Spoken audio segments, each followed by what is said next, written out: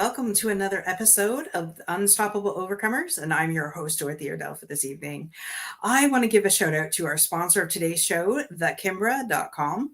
If you're needing time, money, and resources, then definitely go over to thekimbra.com right now and take a look at what they got to offer. It is amazing rituals that will help you definitely get more time, money, and resources into your busy schedule. And tell them Dorothy sent you over at Unstoppable Overcomers. With that, I would love to bring to the stage our amazing guest, Jason.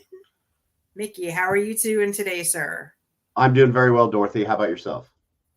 Well, I'm doing great. Christmas is now over. The holidays are past us, and I'm just really happy to be on the other side of that.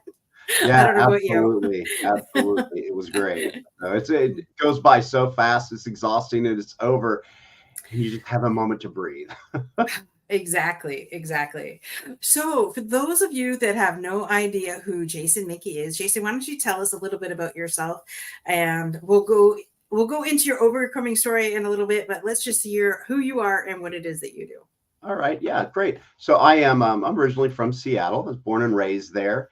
And, I was born with we're going to get into this more in a little bit, but I was born with a pretty rare blood condition. And I was one of the few individuals that overcame that and got married, had a beautiful baby daughter, moved to Las Vegas, was going to UNLV, studying to be a child psychologist. Everything in the world looked great. And then, life threw some curveballs at me and my life changed drastically.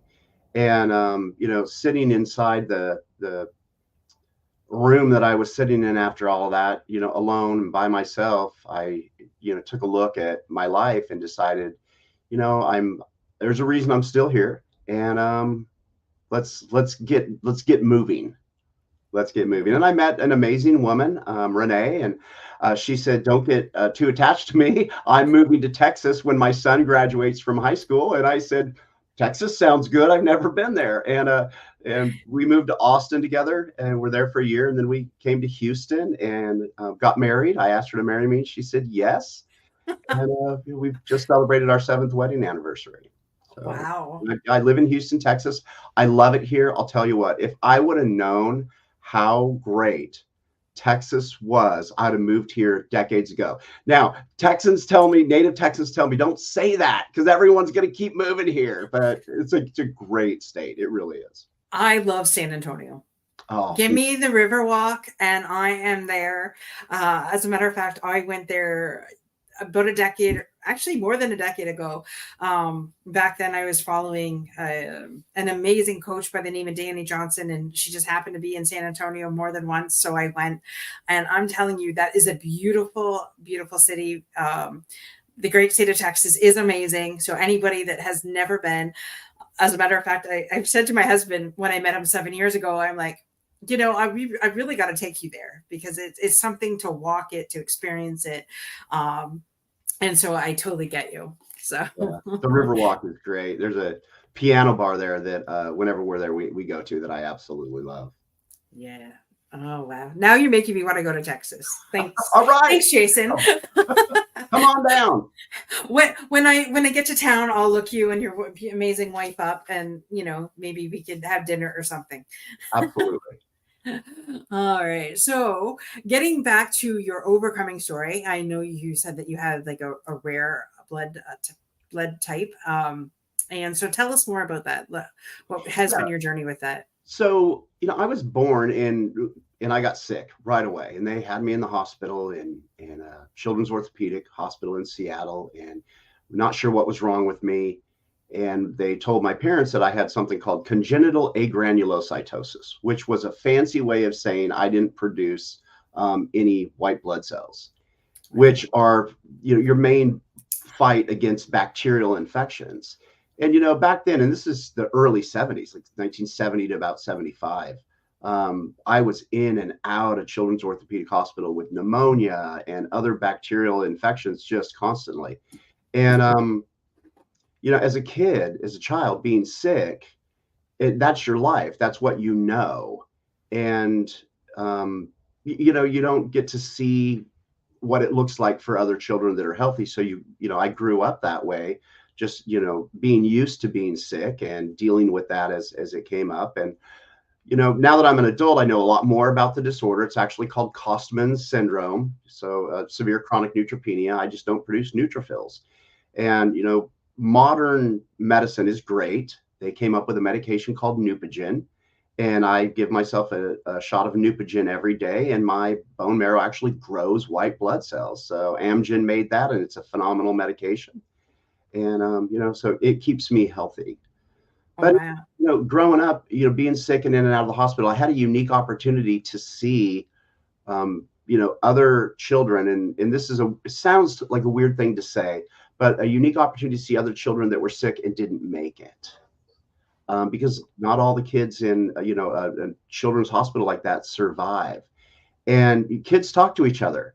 And, it was a really unique experience that shaped the rest of my life and how I saw other people and the Mhm. goodness inside of them. I was going to say, being a young child and knowing that you have this blood disorder, but knowing that other kids are dying from it, what was going through your head when sharing your story with other children back then, if you remember? I mean, Yeah, memory is an interesting thing, right? Because it's not accurate. Any detective will tell you that. So, yeah, but so I'll give you what my memory gives me, yeah. which is, I I felt I felt unwhole. I felt broken. I felt unworthy. I felt like there was something wrong with me. Mm. And, that was how I grew up. And, there were some events that happened. Some of the kids, when I was in grade school, elementary school in Auburn, Washington, they found out that I had a blood disease. One of my friends said something, and all of a sudden I was the kid that, they were like, don't go near him, you'll catch his blood disease. And, so it I want to say it was tough. Yeah, it was hard growing up that way, being sick. And I was tiny. I was just a frail little, short, skinny, sickly looking kid. So yeah, you get picked on when you look like that. Kids are so cruel sometimes. I totally get you. Like, I had the opposite problem. I wasn't skinny, I was overweight. And so no matter it seems like no matter what you're going through as a child, there's always some kid that's going to knock you down. And which is unfortunate, and which still happens today, which really ticks me off, because I have a stepson who's 12 that is going through the same thing. He's a little different than anybody else, but it's just like his likes and dislikes are, different than anybody else. And so kids have to feel like they have to pick on them for that. And so, that really bothers me that even here we are, we'll say 20 years later, and we're still having the same issue, right? Yeah. And so I'm sorry that happened to you. And all I can say is hurt people, which doesn't make it right, but Yeah. it is what it is. That's a very accurate statement. Absolutely. I had the unique opportunity, between fifth and sixth grade. My family moved from the Seattle area. My dad was no longer working at Boeing, and he went over to the Hanford nuclear site to work out there. So we moved to the Tri-Cities. And I remember moving there and vowing to myself, no one will ever know about my blood condition. And I went through junior high, high school. People had no idea, because I didn't want anyone to know, because I didn't want to be treated the way I was treated. And we talked about high school, and my experience of high school was phenomenal. I loved high school, right? I was associated on the associated student body. I played golf. It was great. It was fun for me. And Mhm. that was because nobody treated me, like I had a disease, because no one knew. And I just dealt with it. I took antibiotics every day back then. So Right. And so I think you said it was hereditary. So did either of your parents have that, or? So here's the interesting thing. Back then, and you're talking, late 60s, I was born in 69, in 1970, medicine wasn't what it is today. And they told my parents that it was just a gene mutation, is what they said. Oh. And my mom did the thing where she blamed herself, because apparently she got a German measles shot while she was pregnant with me, because they were going to travel, and she's always thought that it was because of that. Well, with modern gene sequencing, things have changed. And, I grew into adulthood. Now, remember, at this time, I didn't really have any concept of other children with my disorder, because even today, there's only about 1,500 Kostmann syndrome patients on the planet. Most of them die due to infection, and it turns into cancer in a lot of them. So, that's just what it's like. So, and I apologize. What was the question you just asked? If your parents had the Got it. Yeah. yeah. So no, they didn't. And, I have three sisters. None of them have it. And I was told by, my doctors, it's not hereditary. And, I got married to my first wife. We were 19 and 20 years old, and we had a daughter a year later, and my daughter was sick. And I remember sitting in the hospital thinking, oh no. And my hematologist, Dr. Matarang, came in and he said, Jason, I'm really sorry. Looks like your daughter has it. And they put her and my wife in a flight for life. She was really sick. They put her in a flight for life helicopter and they flew her to Children's Orthopedic Hospital. And I got in my car and I drove the 3 hours from the Tri-Cities to Seattle the whole time.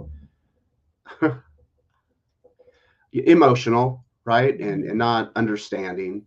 And I got there and got to where they were, got into their room, and a gentleman walked in, a doctor, and he was just staring at me. And he said, I cannot believe this. And I said, what? He goes, you don't remember me, do you? I said, no. And he goes, I was your doctor when you were a baby and a child. He was now the head of Children's Orthopedic, Dr. Chard. And he said, you don't know what a miracle it is that I'm seeing you standing here alive. This is unbelievable. And you have a child. And so we talked, and he said, yeah, we now know that it is hereditary, and, all of your children, it's dominant. Your children will all, have this. So. And so was that your decision not to have another one after you? Yeah, well, I thought about it, I thought about it for a while, and because it was manageable. That was when we found out that Amgen had made that great drug called Neupogen. Back then it was in a phase 3 clinical trial, and Ashley needed it. So they got Ashley on it, and I got to see that it actually worked. Here was, my daughter, and what I was worried for was that she was going to have the same experience of a childhood that I had. And I would not wish that for anyone. It was horrible. And I saw this medication working. And they got me on it shortly thereafter. And, so I've been on that stuff for 30 years now, and it works. It's great. And so I thought, okay, this is a manageable condition. I can have more kids. And then when Ashley was about 4.5, 5, she started getting nosebleeds and got real pale and was bruising. And, she had leukemia, and she didn't have there's different types of leukemia. There's chronic leukemia. There's, acute lymphocytic leukemia, ALL, which is what most children have. That's what people know as childhood leukemia. And Ashley had AML, which is acute myelogenous leukemia. And what we found out was that in about 50% of Kostmann syndrome patients, their bone marrow, where the genetic abnormality is, turns into leukemia, turns into acute myelogenous leukemia. And to my knowledge, still to this day, there's a 0% survival rate once that happens. Right. And Ashley lived a pretty long time, for having that type of leukemia. She had a bone marrow transplant, but it didn't take. And she passed away at the age of 8 years old. Wow. I'm sorry to hear that. And I know when we had talked off air that in all of that, the pre-interview part is what I'm talking about.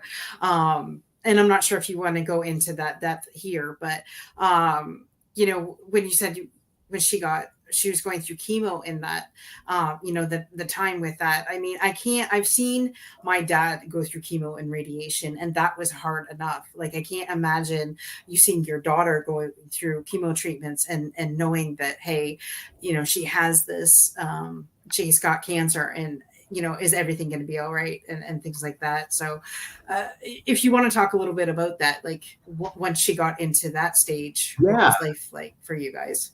Yeah. So right after we got the diagnosis, she started chemotherapy, and I was working. I was working downtown. I was still going to UNLV, studying to be a child psychologist. That was what I thought I wanted to do with my life, and working at the Lady Luck, waiting tables, right?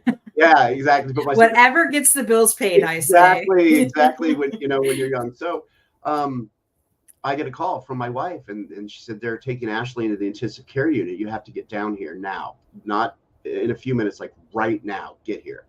And I was so upset that a friend of mine, Mike Jaffe, Mike, if you're watching, give me a call.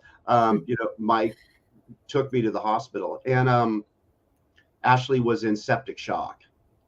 She had an abscess internally, and she was, the infection was bad, and she went into what they call cold septic shock. And I remember going into the intensive care unit and looking at her, and her little nose was starting to get dark, and her tips of her fingers and her ears and her toes were, they turned black. Wow. And they had induced a coma, right? And we're basically at this point, all they were focused on was trying to save her life. And our friends came down.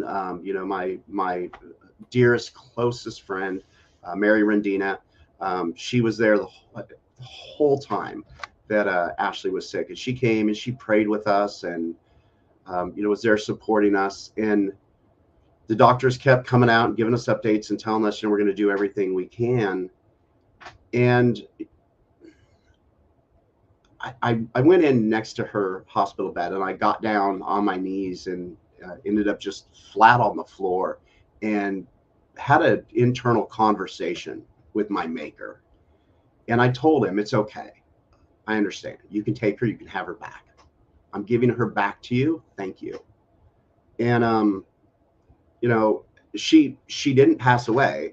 She came out of the septic shock, and when she came out of it, she didn't speak for about a week and a half. She didn't say anything. She would just stare at everyone. And we thought something was wrong. Like and they had told us, they said, listen, if she makes it, you got to be prepared, because she's probably going to lose her legs, like right below the knee. She'll lose her hands, maybe some of her arms. She's going to lose her nose, some of her ears, just because there's no blood. They couldn't even get a heartbeat with a Doppler on her ankle, right? It was they call that clamping down, is what they call that, where the body just pumps blood to the internal organs in your brain, trying to keep you alive when you're in septic shock.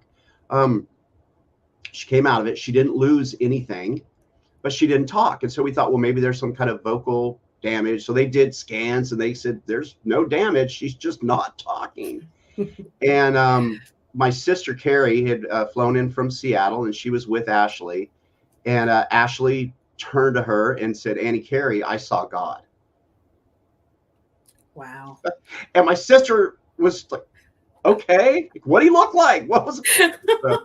And Ashley had a description of what heaven looked like to her as a child, to Sunflower Castle. And basically what she told my wife Deborah and I was that she had a conversation with God, and God said, you're home. And she said, I'm not.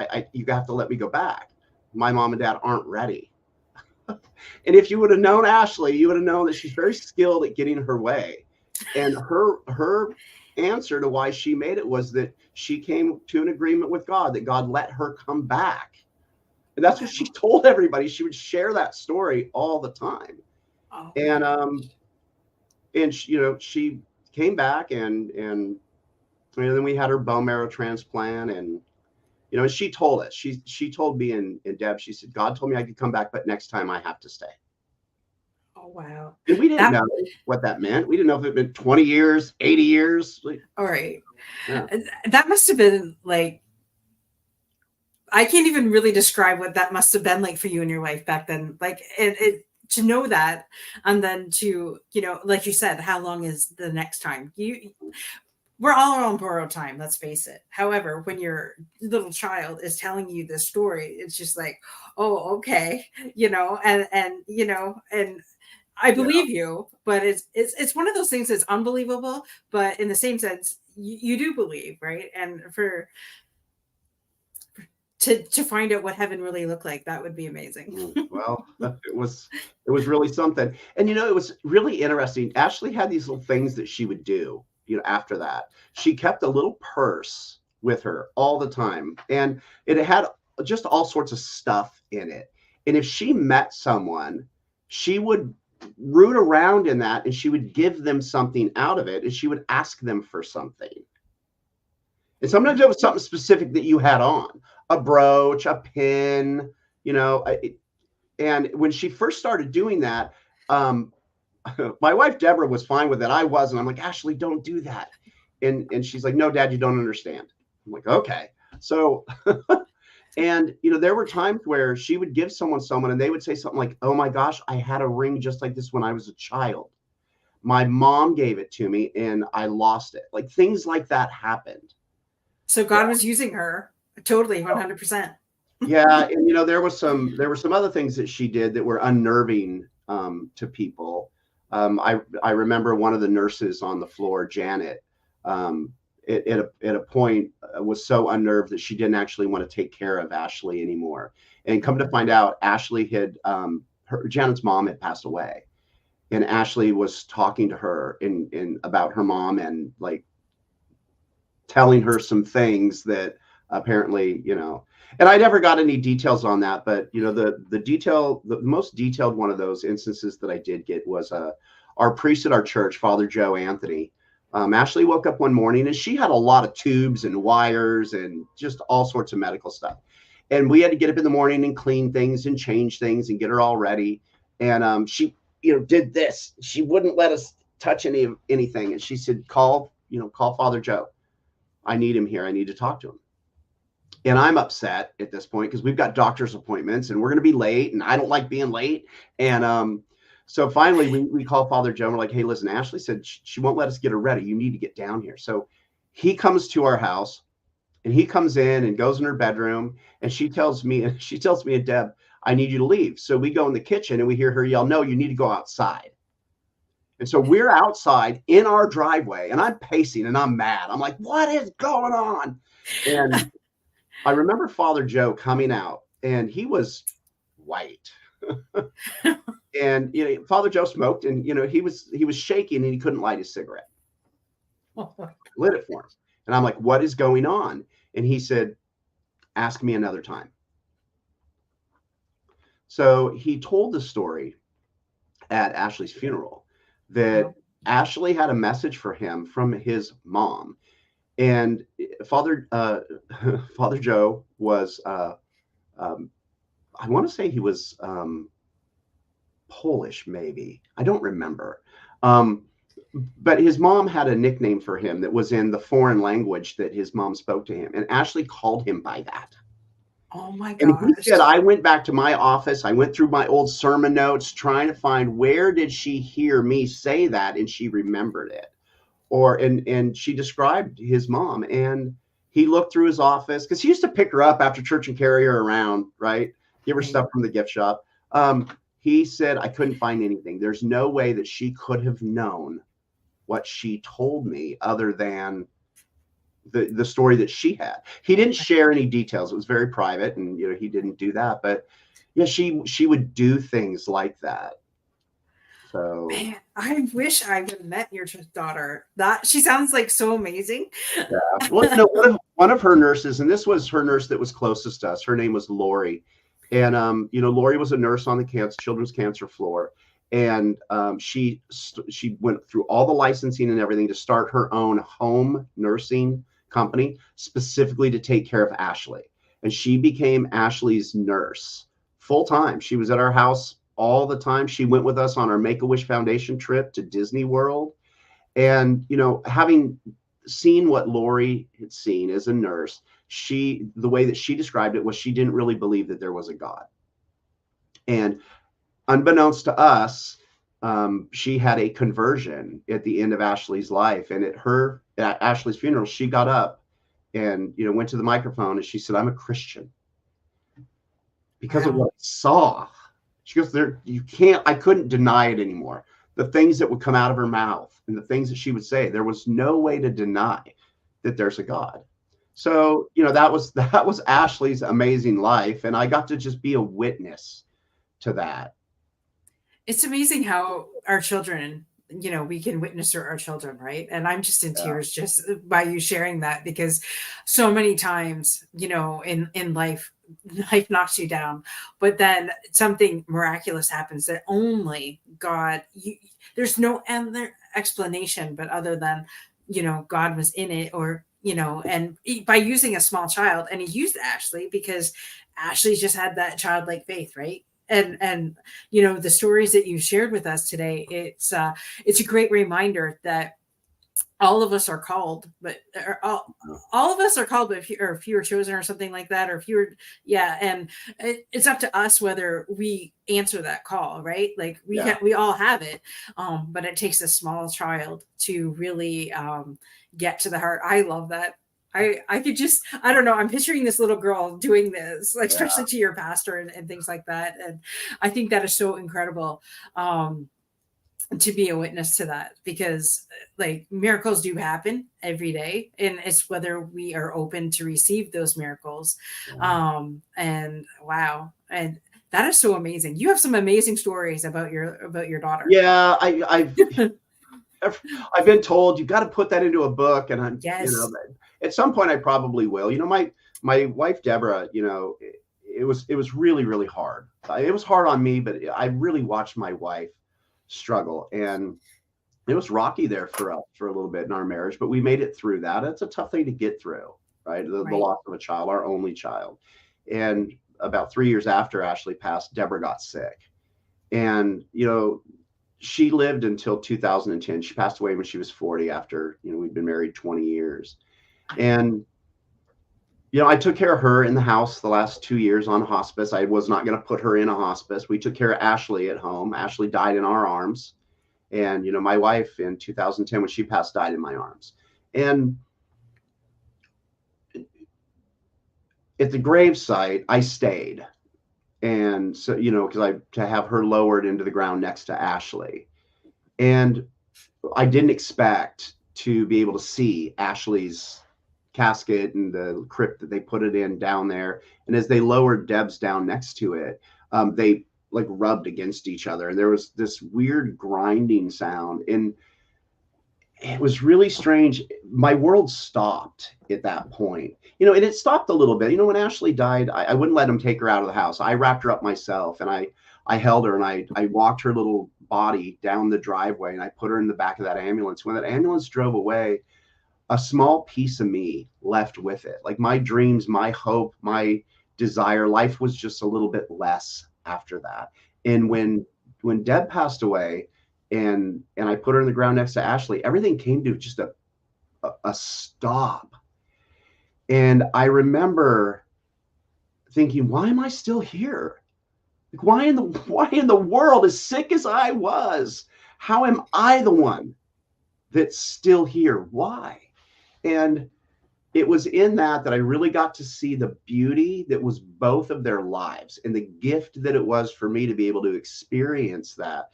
Because as amazing as Ashley was, her mom, Deborah, was just as amazing. Just an amazing woman. And it took me a while. Right. So I struggled, and, and men grieve differently. That's just what we do. Yeah. Sometimes we grieve in destructive ways, and I did that. But what I got out of the whole thing was, what my purpose is. He actually answered me. He told me why I'm still here. My purpose on this planet is to inspire people to discover and live a life that fulfills on God's intention and love for them.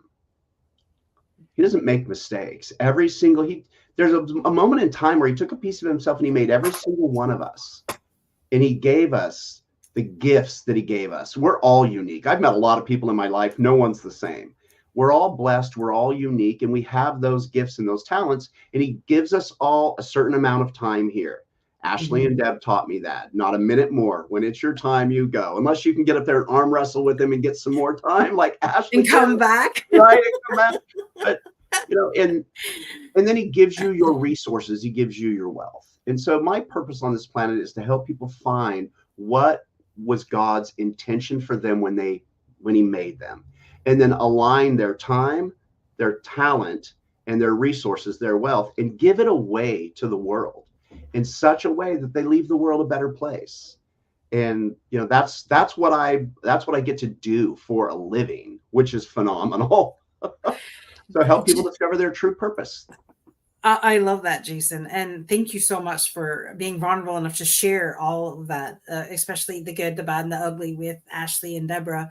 And like we talked about in the pre-interview, I heard it newly today, what you went through. And, we did the same thing with my dad. He died at home. And so having somebody die at home and in your arms is like, it's like, I hope to God no one ever has to experience it. I really don't. But for those of us that have, getting on the other side of that and sharing our story so that people know that, hey, in those dark moments, there is going to be light, and God uses those moments no matter what to get other people to the other side, right? And I have no doubt that Ashley was being used in a major, mighty way. I wish I could have met you faster, because that would be something awesome. This is the funny thing. You never know what his plan is. And exactly, the more you resist it, the more violently he shakes your world. I'm just going to put it that way. And once you finally just say, okay, I will follow you, your life changes. I was lucky enough to, meet Renee, my current wife. And I've got to be the luckiest guy on the planet, right? I had an amazing wife that passed away, and then I was lucky enough to meet another just absolutely amazing woman. And I have a stepson, Tyler, and my grandson, Cass, and he was here for Christmas. It was phenomenal. So you never know what he has in store for you, and you've just got to keep the faith. Right. And there's something to be said about that. If you just keep the faith and just keeping one step in front of the other, he's gonna like bring it full circle and bring you everything that you lost back, right? And sometimes bigger and better than what we ever expected, right? And I think we go through these hard times so we can relate to other people. And he doesn't use anything that we've gone through for anything other than the betterment of everybody. Yeah, that's true. And we have a tendency as humans, right, to make things about us, and it's really not. And we are amazing at creating meaning out of situations, when the truth is it didn't really mean anything about you, the situation.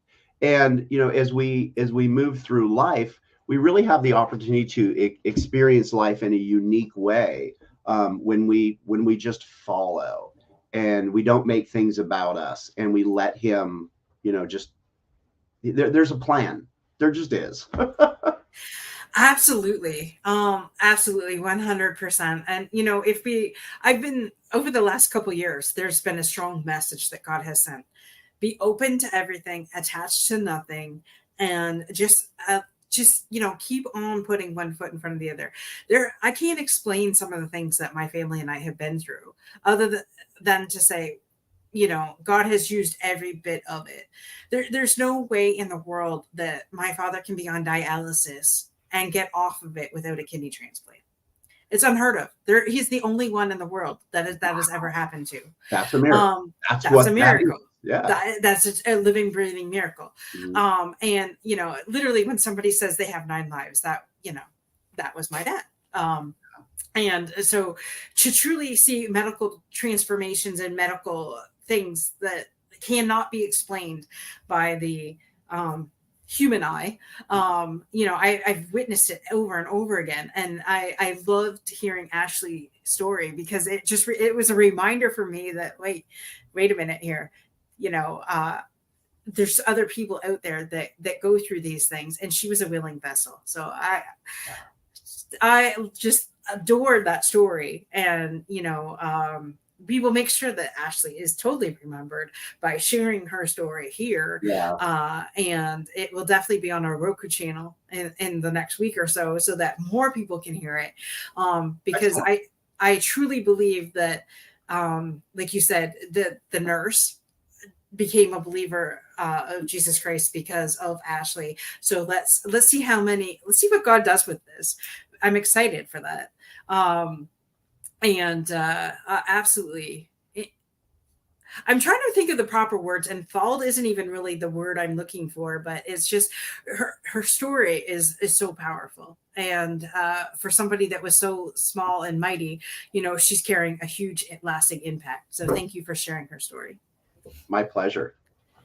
Oh man, how did we top that? Like seriously. Well, it's really I got to see some of the shows, your previous shows, and it just really left me with a great appreciation for you and who you are, and just helping people to bring their stories to other people. Everything in this world exists in language and exists in communication, and you're giving a voice and you're giving that communication to the world.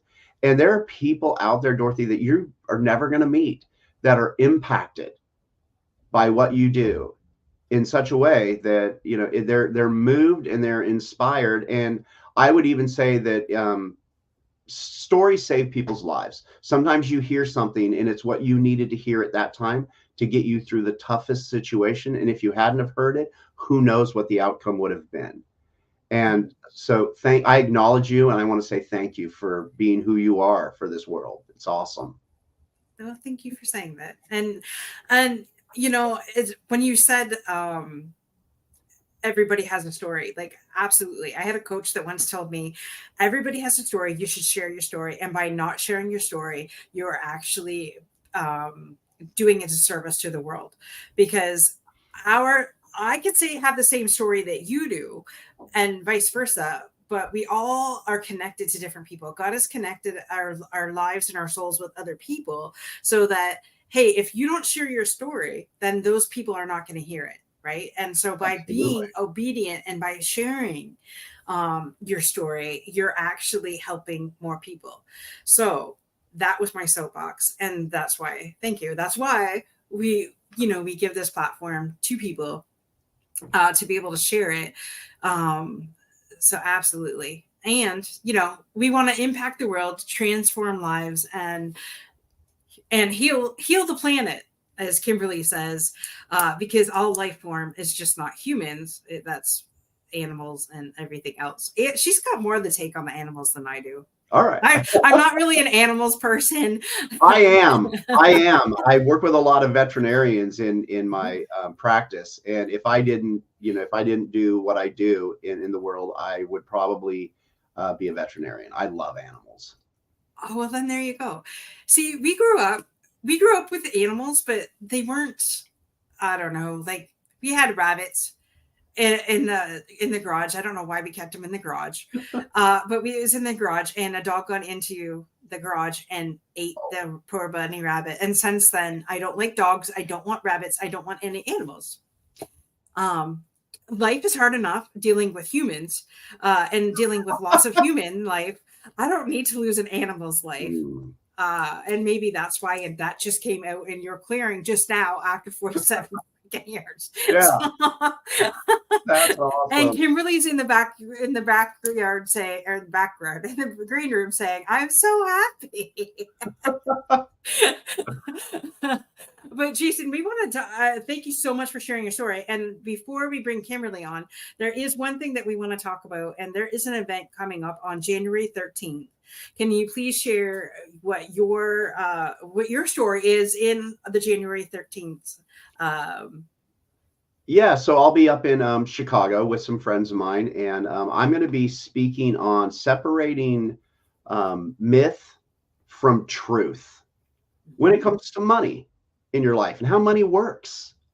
So, I'll be speaking for about 45 minutes to an hour on that. And, as a financial advisor, I have to be very careful what I say. So nothing that I'm saying right now is advice to any.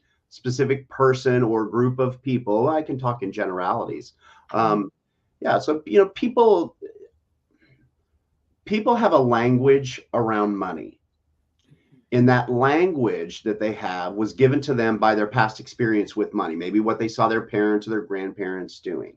And when people can get a new language for money and a new way to deal with money and understand how money really actually works, they can transform their lives. And when you can take your time, your talent, and your money, and you can use those things and give those things away to the world, to fulfill on whatever your true purpose is, that's when we do all the things that you mentioned earlier, right? We transform the earth. We heal the earth. Yes. So I'll be thinking about that. I love that. And so we will put in the comments the link to that. Kimberly, meaning making machines. I love that. I see that in the comments. That's what we are, right? Yes. Yeah. Yes. I think she was saying that when we were talking about oh, forgive me, your daughter's story. We make things mean something that is not even really there. And so I absolutely love that.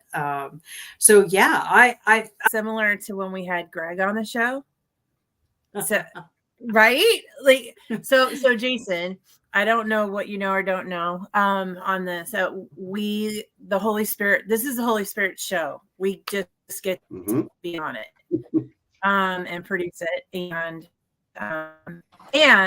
one of the things that we do is very intentionally, I don't necessarily know who's going to be on. And that formula has been working really well because, I come and I hold space and I support. Yeah. Yes. It's working. And it has us be less controlling the show and allowing the show to speak. And so when Dorothy we were first brought together on planet Earth, so to speak, we, for real, right? Because, we've been around in heaven together, right? Yes. Right. For forever. Right. That was something for both of us that was so important. And also equally important at that time was us being able to make a difference with the military. And so in that, we had the distinct privilege of the universe, and I dare say God, introducing us to the wonderful Greg Bicknell. It's so perfect, the tie into the show, as you're speaking about your daughter. And I know Dorothy knows this because she's read my story. And just maybe just a reminder, I got to experience what your daughter experienced. Different scenario. I was in some hellacious abuse situations. And I got the distinct privilege to, get wrapped around Jesus's arms and know that Jesus was real at a very young age. So between 4 and 6 years old. So when you were sharing, right, I was just like, yeah. And the only difference between your daughter and me is I didn't go on a reckless abandonment, unabashed sharing. And so as I'm similar with the Greg thing, just to tie it all back for everybody who's not watched those shows. And I invite you guys to go back and watch the show with Greg Bicknell because it was hilarious. It was the same kind of thing. When I had that encounter with Jesus, he put on my heart a healing center, a restoration center where all life comes together and supports each other. And transcends, right? Like not even like it's a healing as much as it's a transcendence. And when Greg came on the show, I had no idea, right? But he was literally in the midst of passionately creating an organization that would support military from suicidal tendencies involving horses, water, and communion, breaking bread, barbecue, as he likes to say. And so I was in tears. on that show, because that was like a reincarnation of that vision, right? And that's the path that Dorothy and I have been on together in creating and causing. And now here we are with you. And I dare say, I'm gonna have to go back and watch Greg's show because I yes, it's a show to be watched for real. It was December 31st of 2021. Okay. And 21. And this show is January 8th of 2024. Like, oh my gosh. January is our month, my dear. Well, and I'm also January's a month of renewal, right? It's a month of being able to look, at what occurred in the previous year and to commit to, the next year and bringing forward the things that you want to bring forward. And this is a perfect time for this show because there are people out there that are listening right now that are saying, here's my, my New Year's resolutions. And so often we don't enroll the other people in our lives and create a situation where we can fulfill on that. And so it tapers off. And then the next year you're in it again. And so I invite everyone this year to really, communicate with the people in your lives, get into conversations, talk about how you want to impact and change the world. Other people want to join you. They want to help. And we don't do it alone. We do it with teams that we create. And you two have done that. So amen. Amen. Right there. We've been in the trenches, literally. He's speaking my language, like literally. I know, right? It's like, oh my goodness. You said God, and then you said, I dare say his name. Say his name. He wants you to say his name. Say, everyone out there, say God, say Allah, say Yahweh, say his name. Yes. Right? Yes. Give him the glory that he deserves. Yes, absolutely. 100%. And it's interesting that I said that in this show, because as Dorothy knows, I am not bashful about saying God's name. And it was perfect. Yeah, well, and with Jason, it's perfect for the show, right? Because the show is for the audience, right? The show is for the people that are listening. And to your guys' point in this show, right? It's not about the three of us. It's about who we get to be as God's hands and feet. And I have everything that comes out of our vessels is perfect. God, makes it silver and gold and gorgeous and stunning and spectacular. And it's perfect in that I said it, for those that might be listening. So you could invite them and let them know to be bold. And to your point, Jason, I've danced in this because in my experience with God is love. God is everything and God is nothing. Yeah. And so when I use that terminology, for me, it really does land as whatever sources you currently is God.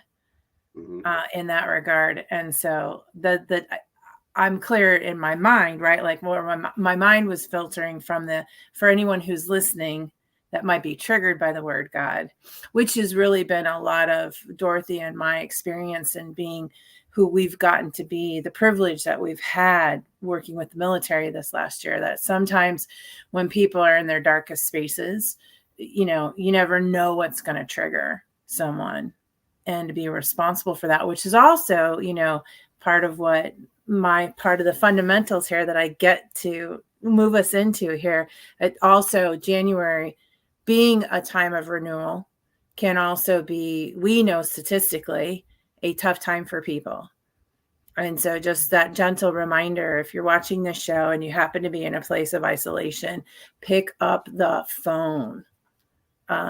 Having experienced it so many thousands of times with others, we're clear it's a moment. It's just a moment. It's not your whole life. And so just get in communication with someone, and please feel free to get in communication with us because we love you, everybody out there, right? Absolutely. Yeah. And I just want to share one thing because I just found this out a couple of weeks ago. I was doing some digging and doing a post on social media, and I didn't realize that Canada got on board with the US or vice versa. It doesn't matter. But the suicide hotline number for both Canada and US is 988. How freaking amazing is that? That So is stunning. if you are in a crisis mode, then please reach out to 988, both Canada and the United States. But if you are just needing somebody like a friend to talk to or a community to reach out to, then reach out to Kimberly or myself or Jason, and we will definitely. I'd rather get a phone call or a message at 2:00 in the morning than attend someone's funeral because they didn't think that they were worthy of it. So, Amen. Yes, that, me too. you know, and as somebody who has lost somebody on Christmas Day due to suicide, I know what it's like to be on the other side. So, you know, that's, anyways, that's not to bring it down, but to say that we're here for you. Yeah. Just the opposite. We always will be. Yeah. Just the opposite. We are the candle in the darkness, and we're honored to get to be that space. So, ooh. Yes. I just got the Candle in the Wind by Elton John throwing through my head right now. Okay. There you go. Song. You're welcome. You're welcome. You're welcome. Yeah. And they're all with us. So making sure we cover both the light and the dark, right? And then with that, Jason, we would love to hear your fundamentals. Yeah. So, you know, my first fundamental, I would say, is that I see the beauty of God's intention in everyone. And that's what I look for when I meet people.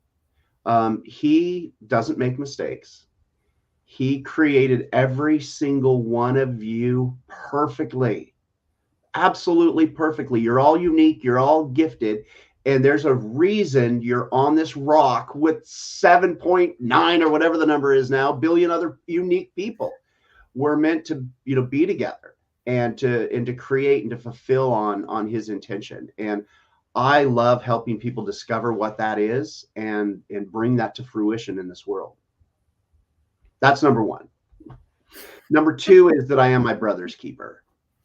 And I really mean that. So I don't look at other people as separate from me. I look at them as my brother and my sister. I don't care what nationality you are, or what religion you are. He made you the same way he made me. We're cut from the same cloth, and I'm here to help. I want to be there. I want to listen. And then number three, and this is a big one that I just got. This was a gift that Sandy Robbins gave me. I listen into existence. I found that a lot of times when I'm listening to people, I'm listening from somewhere. I'm bringing something. And what I hear is shaped by what's going on in my head. And earlier in my life, when I was a young man, what was going on in my head is that I was unworthy, that I was less than, that I was broken. And I tended to hear that. And I listened that into existence. My life was different, right? And as soon as I got that I can bring nothing to a conversation and just listen to people and be with them in communication and really get them. You ever known someone that says, nobody gets me, nobody gets me? Yeah, because no one really listens to them. Once someone really gets listened to, whatever that is, that conversation that's playing in their head that they just can't stop, that leads them to suicide, leads them to drug abuse, alcoholism, whatever it is that they're doing destructively, they just need someone to help them complete that conversation and listen to them. And, you know, you talked about suicide, and my late wife, Deborah, she had a younger brother, Donovan, and he was an Army Ranger, distinguished career as an Army Ranger. And he killed himself in 2014. And I wish that I would have had an opportunity to help him complete whatever that was in his head conversation wise. Yeah. But I didn't have the tools then that I have now. So, right. You know, one of my favorite artists is Lauren Daigle. And, you know, she's got a song that says, you know, I will send out an army. Mm-hmm. And that's what we are. We're the army, and we're here. You're not alone. You're not meant to be alone. You never were. That's right. Yeah. And if you feel alone, then pick up the phone, make a phone call. Those are my fundamentals. Love it. Beautiful. Stunning. Always. Jason, I know you've watched the show. Isn't it amazing, Dorothy and Jason? The fundamentals are never the same. They're never the same. And what's just there for me to speak to you on, here we are. What, Dorothy, our first or second show in January? I don't know. Second. Thank you. Absolutely. Appropriately, yeah. Yeah. Pointing to what there is to point to in the fundamentals about the fundamentals is they are distinct. They're as distinct as our values, our missions, and as much as we are the same, we are unique. And so, we invite you, everybody out there in the audience, to really not only, take advantage of the fundamentals that are being given to you by these amazing humans that we get to have on the show, and use them as tools over the next week or, until the next show, to really start to notice what are yours? What are your 3 fundamentals? And to start to play with that and lock in on yours and get that whatever's fundamentally there for you is perfect and divine. And as a reminder, our fundamentals are capital FUN, little DUH, capital MENTALS. So make them fun, make them simple, and embrace yourself is what's there to say on this 2024, January of 2024. Back to you, Dorothy. Wow. This has been an incredible show all the way around. I just can't thank you enough, Jason, for coming on and sharing your story of your daughter and your wife, your first wife. And, I like I said, I don't believe in coincidences. And this is just a great start to a solid new year. And thank you so much for being open and vulnerable enough to share that story. And may Ashley's life always be remembered. Because I truly, in the 8 years that she was here, she's still making an impact years later, right? And so that was her purpose in life, I truly believe. Wow, I just honored that you shared it here. And is there any last words that you want to say before we wrap this show up? Yeah, I just want to acknowledge both of you for your podcast, for your show, for being who you are for the world, allowing people like me a space to share, in providing that mode of communication to allow other people to hear the things that they need to hear at the time they need to hear it. You're saving lives. You really are. And I have a feeling you both get that. And so I just want to acknowledge that's playing a big game, and I'm proud to know both of you, and I'm honored to be here. Thank you for allowing me to share today. And to everyone out there, you were created on purpose perfectly. Mm-hmm. And if there's something in your head that's telling you otherwise, the only way to get that dealt with is to be in conversation with someone about it. And find someone that's really good at listening that you trust, that you can share it with. And, there's a lot of people out there to call. I'm one of them. So, and I'm sure Dorothy will have my contact information somewhere. Call me, send me an email, connect with me on Facebook or LinkedIn. I'm here. I'm my brother's keeper. I'll listen. I love that. Thank you so much, Jason. And yes, Jason's contact information is in the show notes, so definitely take a look at that. And if you can't find it, we'll connect you with Jason personally. So reach out to either Kimberly or I, and we're here for you. We know what it's like to be in the pits of despair, and we've definitely worked our way out of that. And here we are helping you do the same thing. So with that, guys, be unstoppable in all that you do. And remember, same time, same channel next week. Go to our YouTube channel, subscribe today, click on the bell icon so that you could get the next episode when it comes available. And we'll see you next week. Bye for now.